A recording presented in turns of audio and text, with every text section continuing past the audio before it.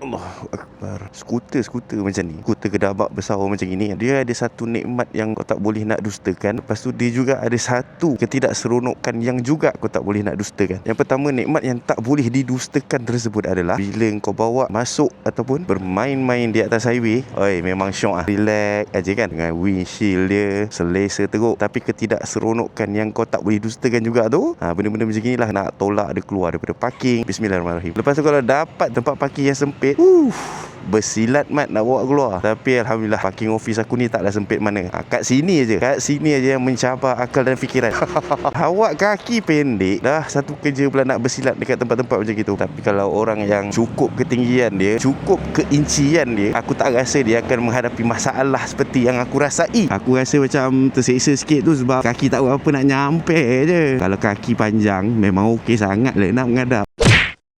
Okay guys, so ini antara barang-barang yang aku selalu guna dalam aku punya video. So kalau kata korang berminat untuk beli, korang klik aja dekat beg kuning tu. Okay?